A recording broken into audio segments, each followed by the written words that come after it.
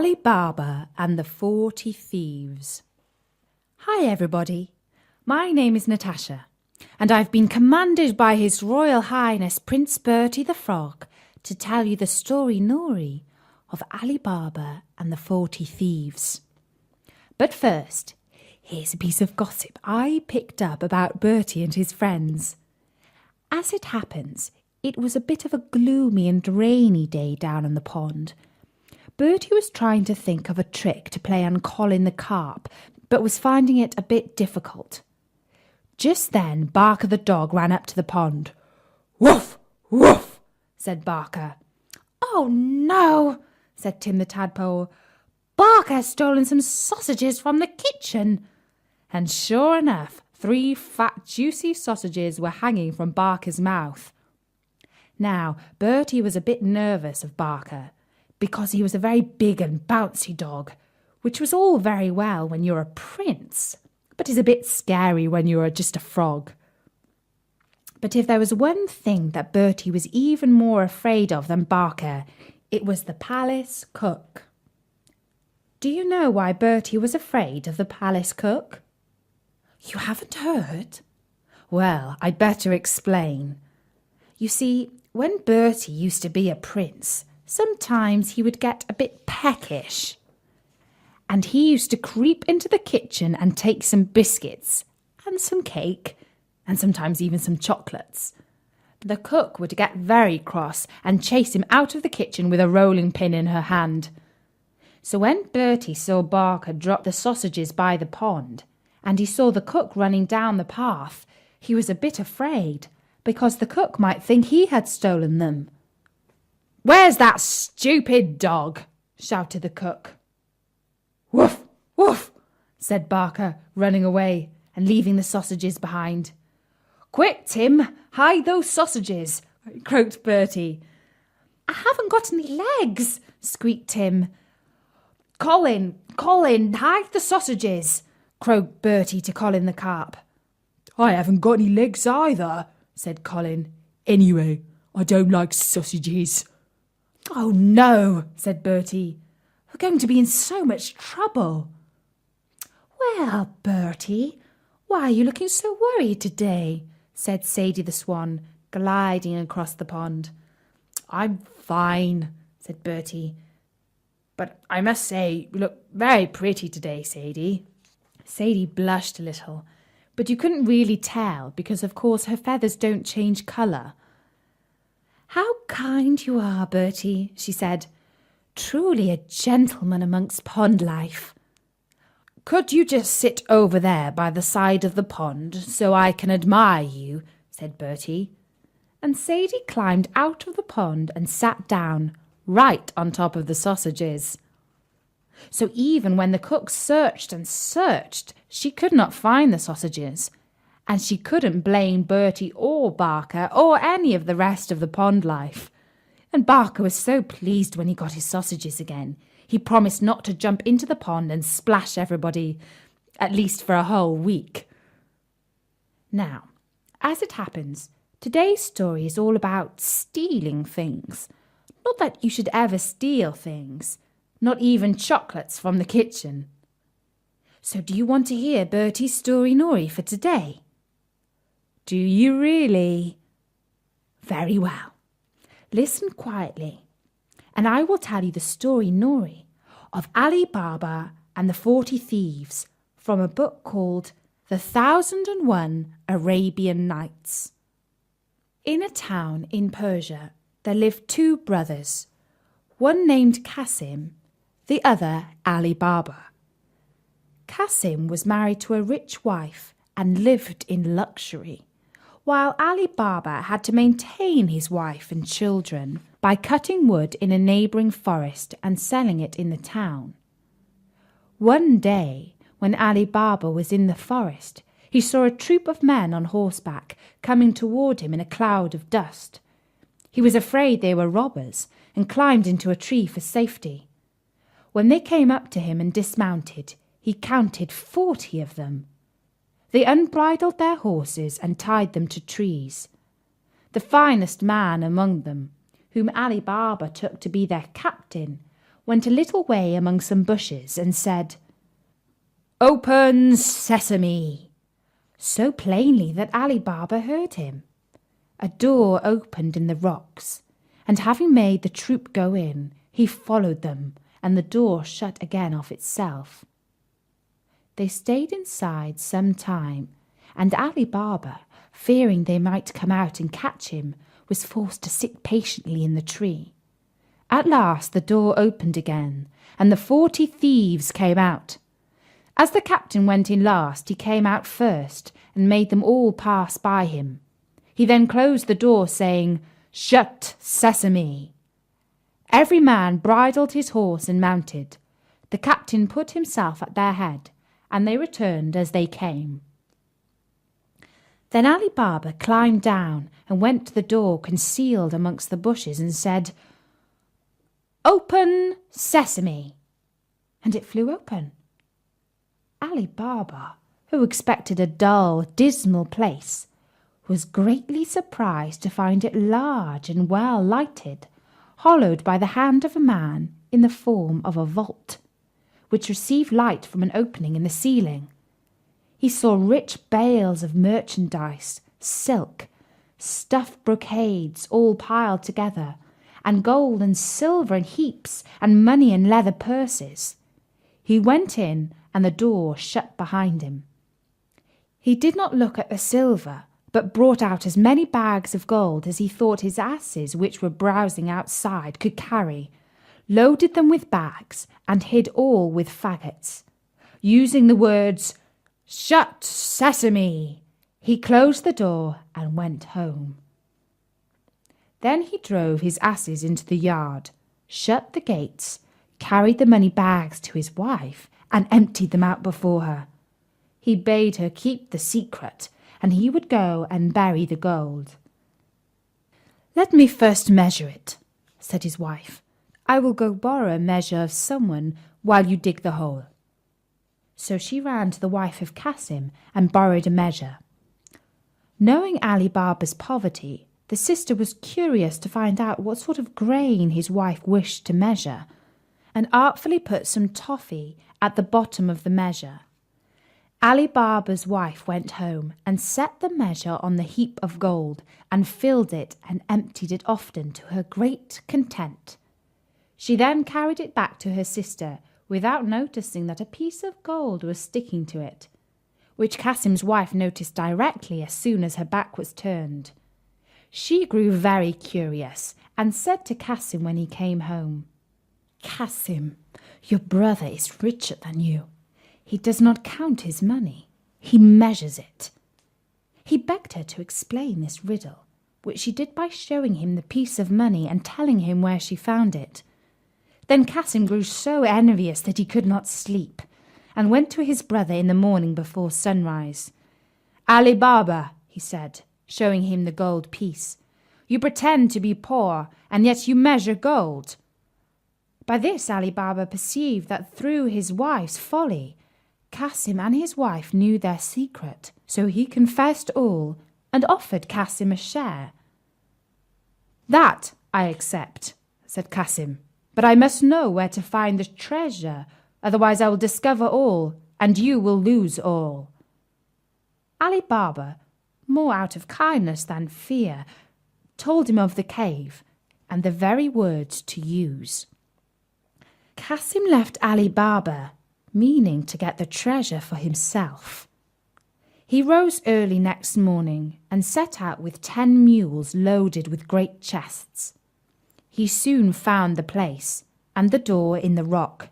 He said, "Open, Sesame!" and the door opened and shut behind him. He could have feasted his eyes all day on the treasures, but he now hastened to gather together as much of it as possible. But when he was ready to go, he could not remember what to say for thinking of his great riches. Instead of sesame, he said, "Open, barley," and the door remained fast. He named several different sorts of grain, all but the right one, and the door still stuck fast. He was so frightened about the danger he was in that he had as much forgotten the world as if he had never heard it. About noon the robbers returned to their cave, and saw Cassim's mules roving about with great chests on their backs. This gave them the alarm. They drew their sabres and went to the door, which opened on their captain, saying, "Open, Sesame!" Cassim, who had heard the trampling of their horses' feet, resolved to sell his life dearly. So when the door opened, he leapt out and threw the captain down.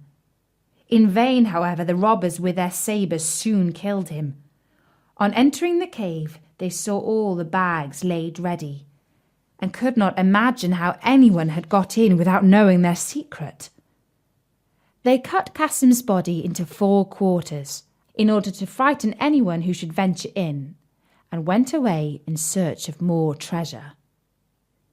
As night drew, Cassim's wife grew very uneasy, and ran to her brother-in-law and told him where her husband had gone. Ali Baba did his best to comfort her, and set out to the forest in search of Cassim. The first thing he saw on entering the cave was his dead brother. Full of horror, he put the body on one of his asses, and bags of gold on the other 2, and covering all with some faggots, returned home. He drove the 2 asses laden with gold into his own yard, and led the other 2 to Cassim's house. The door was opened by the slave Morgiana, whom he knew to be both brave and cunning. Unloading the ass, he said to her, "This is the body of your master, who has been murdered, but whom we must bury as though he had died in his bed. I will speak with you again, but now tell your mistress I am come." The wife of Cassim, on learning the fate of her husband, broke out into tears and cries. But Ali Baba offered to take her to live with him and his wife, whereupon she agreed and dried her eyes. Morgiana, meanwhile, sought a doctor and asked him for some lozenges. "My poor master," she said, "can neither speak nor eat." She carried home the lozenges, and returned next day weeping, and asked for an essence only given to those just about to die. Thus in the evening no one was surprised to hear the wretched shrieks and cries of Cassim's wife and Morgiana, telling everyone that Cassim was dead. The next day, after Morgiana went to an old cobbler near the gates of the town, who opened his stall early, put a piece of gold in his hand, and bade him follow her with his needle and thread. Having bound his eyes with the handkerchief, she took him to the room where the body lay, pulled off the bandage, and bade him sew the quarters together, after which she covered his eyes again and led him home. Then they buried Cassim, and Morgiana, his slave, followed him to the grave, weeping and tearing her hair, while Cassim's wife stayed at home, uttering lamentable cries. Next day she went to live with Ali Baba, who gave Cassim's shop to his eldest son. The 40 thieves, on their return to the cave, were much astonished to find Cassim's body gone, and some of their money bags. "We are certainly discovered," said the captain, "and shall be undone if we cannot find out who it is that knows our secret. 2 men must have known it. We have killed one, we must now find the other. To this end, one of you who is bold and artful must go into the city dressed as a traveller, and discover whom we have killed, and whether men talk of the strange manner of his death. If the messenger fails, he must lose his life, lest we be betrayed." One of the thieves started up and offered to do this, and after the rest had highly commended him for his bravery, he disguised himself, and happened to enter the town at daybreak, just by Baba Mustapha's stall. The thief bade him good day, saying, "Honest man, how can you possibly see to stitch at your age?" "Old as I am," replied the cobbler, "I have very good eyes, and will you believe me when I tell you that I sewed a dead body together in a place where I had less light than I have now?" The robber was overjoyed at his good fortune, and giving him a piece of gold, desired to be shown the house where he stitched up the dead body. At first Mustapha refused, saying that he had been blindfolded. But when the robber gave him another piece of gold, he began to think he might remember the turnings if blindfolded as before. This means succeeded. The robber partly led him, and was partly guided by him, right in front of Kasim's house, the door of which the robber marked with a piece of chalk. Then, well pleased, he bade farewell to Baba Mustapha and returned to the forest. By and by, Morgiana, going out, saw the mark the robber had made, quickly guessed that some mischief was brewing, and fetching a piece of chalk, marked 2 or 3 doors on each side. The thief, meantime, told his comrades of his discovery.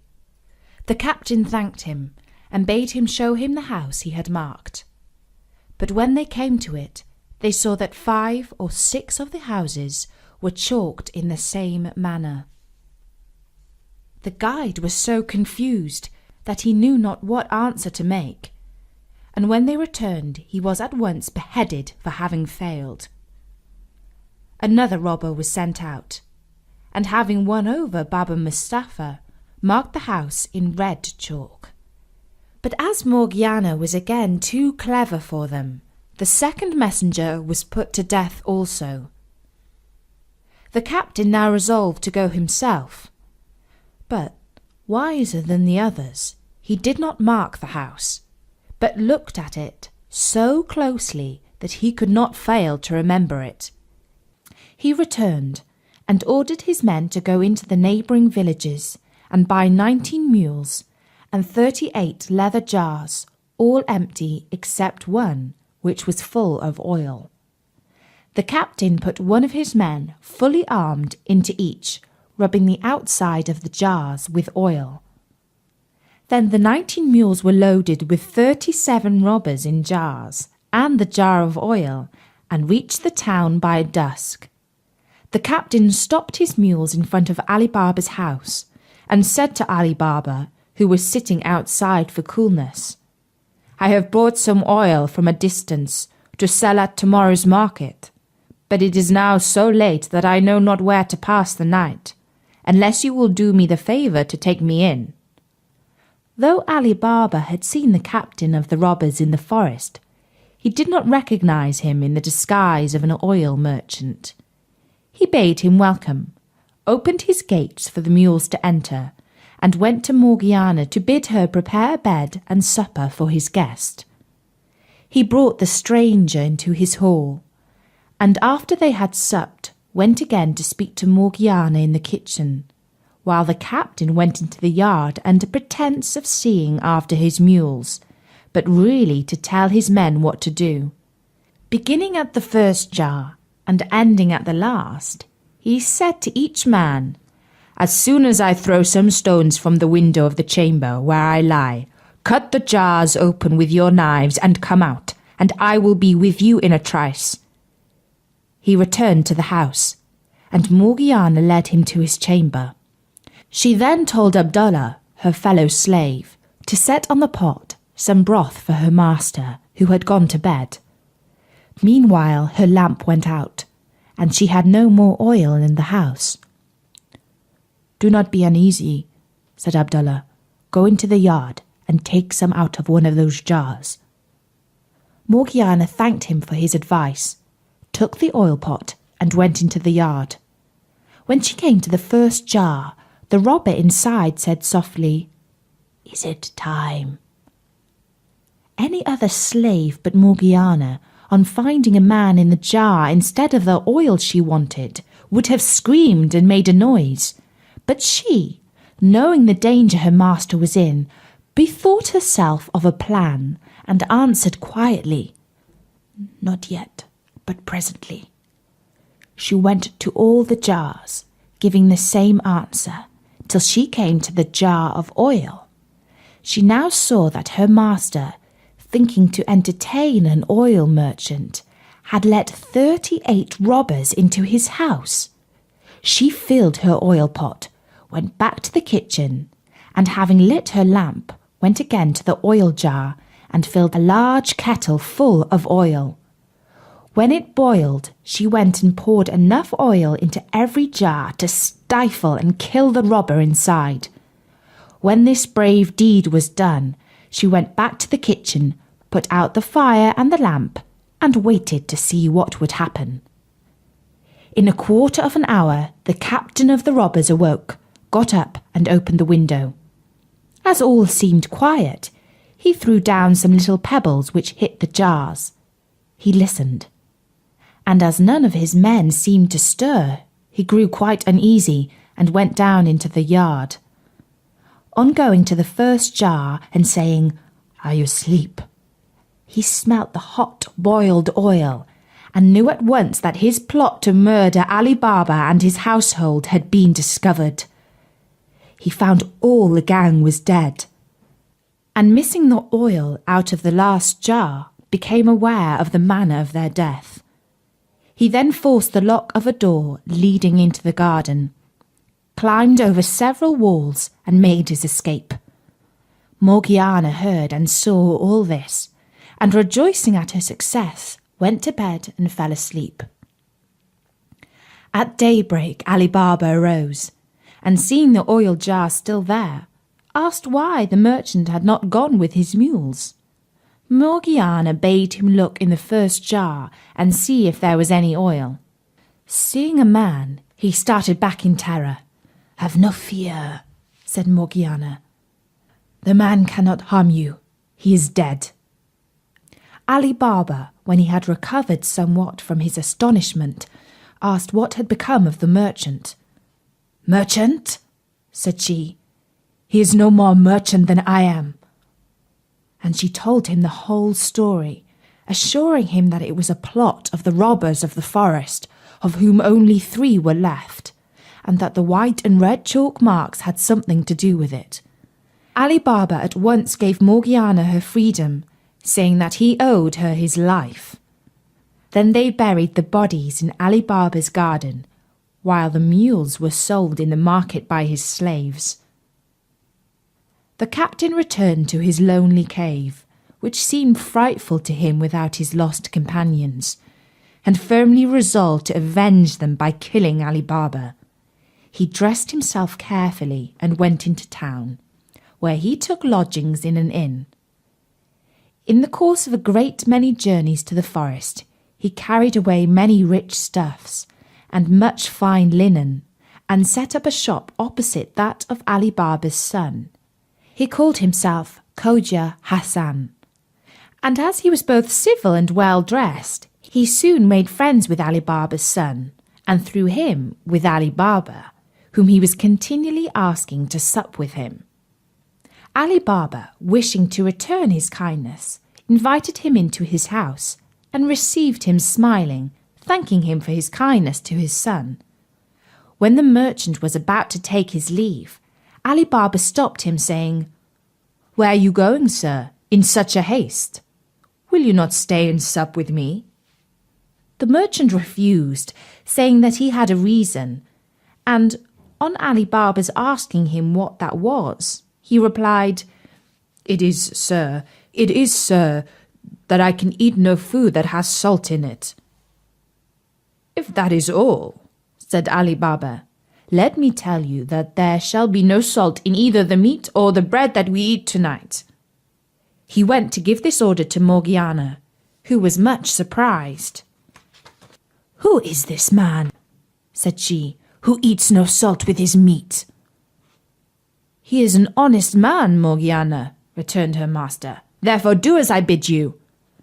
But she could not withstand a desire to see this strange man, so she helped Abdullah to carry up the dishes, and saw in a moment that Khoja Hassan was the robber captain, and carried a dagger under his robes. "I am not surprised," she said to herself, "that this wicked man, who intends to kill my master, will eat no salt with him, but I will hinder his plans." She sent up the supper by Abdullah, while she made ready for one of the boldest acts that could be thought on. When the dessert had been served, Khoja Hassan was left alone with Ali Baba and his son, whom he thought to make drunk, and then to murder them. Morgiana, meanwhile, put on a headdress like a dancing girl's, and clasped a belt round her waist, from which hung a dagger with a silver hilt. And she said to Abdullah, "Take your guitar, and let us go and divert our master and his guest." Abdullah took his guitar and played before Morgiana until they came to the door, where Abdullah stopped playing, and Morgiana made a low curtsy. "Come in, Morgiana," said Ali Baba, "and let Khoja Hassan see what you can do." And turning to Khoja Hassan, he said, "She's my slave and my housekeeper." Khoja Hassan was by no means pleased, for he feared that his chance of killing Ali Baba was gone for the present. But he pretended eagerness to see Morgiana, and Abdallah began to play and Morgiana to dance. After she had performed several dances, she drew her dagger and made passes with it, sometimes pointing it at her own breast, sometimes at her master's, as if it were part of the dance. Suddenly, out of breath, she snatched the guitar from Abdallah with her left hand, and holding the dagger in her right hand, held out the guitar to her master. Ali Baba and his son put a piece of gold into it, and Khoja Hassan, seeing that she was coming to him, pulled out his purse to make her a present.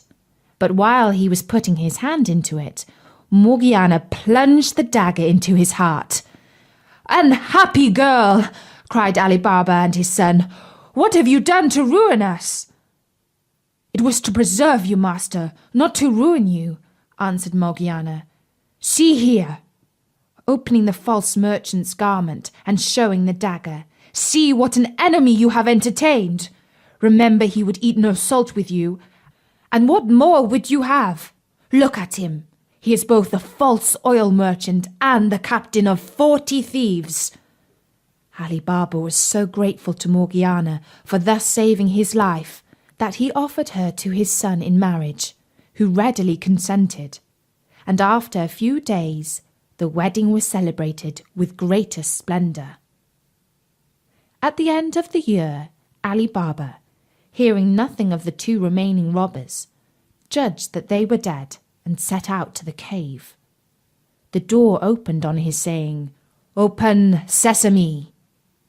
He went in and saw that nobody had been there since the captain left it. He brought away as much gold as he could carry and returned to the town. He told his son the secret of the cave, which his son handed down in his turn. So the children and grandchildren of Ali Baba were rich to the end of their lives. And that was the story Nori of Ali Baba and the 40 Thieves from the 1001 Arabian Nights. I thought it was very exciting. Did you? If you would like to find out more about Bertie and his friends, you can drop by and visit him on his website at storynori.com. While you are there, you can also drop into Bertie's online shop. I'll be back with another Story Nori soon. Until then, from me, Natasha. Bye-bye.